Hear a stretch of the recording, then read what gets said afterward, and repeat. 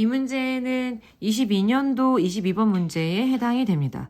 일단 이 문제 같은 경우는 먼저 조건을 한번 찾아볼까봐 이 fx라고 얘기를 하는 애가 3차 함수였었고 얘를 일단 미분을 했어. 근데 미분을 했는데 뭐 전체에 대해서 얘기를 하는 거는 아니고 어떤 그 길이가 2인 구간이 있어요. 근데 그 구간에서 갖는 실근의 개수를 우리가 GT라고 얘기를 하겠다는 거죠. 그러면 G에서의 그때의 정의역이라고 하는 거는 이 닫힌 구간 시작하는 점이라고 우리가 일단 인식을 하고 그 다음에 이제 문제에 관한 얘기를 해보자면 3차 함수를 미분하면 분명히 2차식이 나오거든요.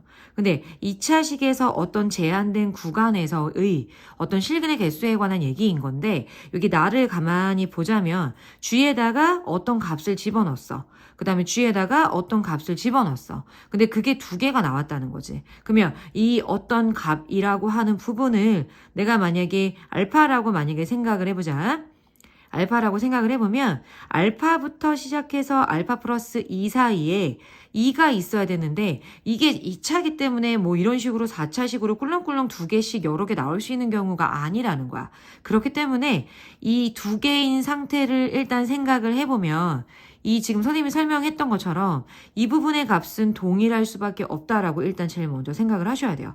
그러니까 F1이라고 하는 거랑 F4라고 하는 거는 동일한 어떠한 값을 가져야 되는 건데 여기서 이제 우리가 연결을 해야 되는 부분은 G라고 하는 거하고 여기서 이제 G 정의역이 우리가 T다라고 생각을 했죠. 그러니까 알파라고 하는 거를 T다라고 인식을 하고 있으셔야 돼. 근데 그 T라고 하는 게 무슨 얘기였다고요? 우리가 미분한 값에 대해서 닫힌 구간 스타트하는 닫힌 구간 점에서의 시작이라고 생각하시면 된다는 거죠. 그럼 만약에 예를 들어서 이런 얘기야. 그러니까 우리가 2차식이 최고차의 개수가 양수였으니까 2차식이 이렇게 생겼다라고 했었을 때 여러 가지 경우가 존재할 수 있다는 거죠. 그러니까 만약에 이제 t하고 t 플러스 2라고 하는 게 여기서 이제 근에서 구간이 어떤 식으로 나올 수 있을 것이냐. 예를 들어서 여기를 만약에 두 근이 있다라고 생각을 해보자. 근데 t하고 t 플러스 2가 이런 식으로 생길 수도 있고 그치? 닫힌 구간이니까 물론 이렇게 가야겠죠. 그 다음에 아니면 이게 조금 더 짧은 상태로 요 안에 들어있을 수도 있어.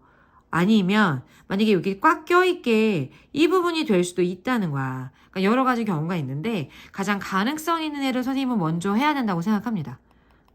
왜냐면 우리가 어차피 시간과의 싸움이기 때문에 내가 수식을 완벽하게 풀어내는 것만큼 짧은 시간 안에 가장 적절한 애를 골라내는 것도 사실은 능력이거든요. 그렇기 때문에 어느 개가 가장 가능할까라고 생각을 해보면 위에 있는 조건도 쓱 봐주시고 이게 두 개 이하라고 생각하는 것도 해보면 결과적으로 봤었을 때는 내가 이 fx를 미분한 형태인 f'x라고 하는 이 두 개의 근이라고 하는 것이 두 개가 이만큼 차이 나는 애로 가정을 해보면 어떨까? 그러니까 즉 구간 자체를 여기를 t하고 t 플러스 2라고 가정을 하고 생각을 해보면 어떨까라는 생각을 한 거예요. 그래서 얘라고 하는 거를 내가 다시금 만약에 이제 3차식하고 연결을 해본다라고 생각하면 어떠한 이제 뭐 3차식이 있었을 때 t 플러스 2에서 어떻게 생겼는지 정확하게는 모르겠지만 이 t인 부분하고 t 플러스 2인 부분에서 미분했었을 때 0이 되게끔 만드는 어떤 값이 존재할 것이고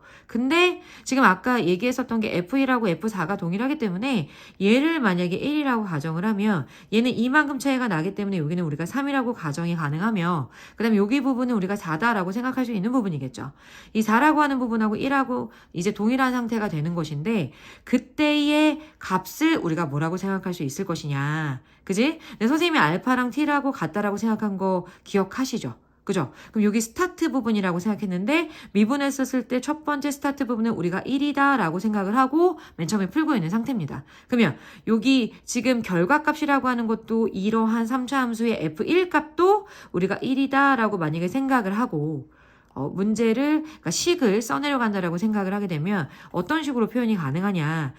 일단 fx 마이너스 1이라고 하는 애가 최고차의 개수가 2분의 1이었었고 1하고 접하는 상태가 되는 것이고 x-1의 제곱에다가 x-4라고 하는 식으로 나타낼 수 있지 않을까라고 1차적으로 생각을 해주시고 그 다음에 이 부분에 대한 우리가 확인을 거쳐줘야 되는 거겠죠. 그럼 일단 f0이 필요한 상태인데 f0이라고 하는 부분은 그대로 만약에 계산을 했다라고 생각하면 이 부분 같은 경우는 1이니까 상관이 없고 마이너스 2가 나오는데 이 부분이 이항이 돼서 플러스 1이 되니까 최종적으로 마이너스 1이 나오더라. 그래서 이 합성함수 상태에서 이 부분이 마이너스 1이라고 생각을 한다면 우리 아까 잠깐 그렸었던 이 부분은 우리가 지금 1로 생각을 하고 있고 이 부분을 3으로 생각하고 있는데 이 부분에서 우리가 미분한식에서 마이너스 1에서의 마이너스 1부터 1까지겠지. 닫힌 구간이라고 생각했습니다. 확인하는 단계고요.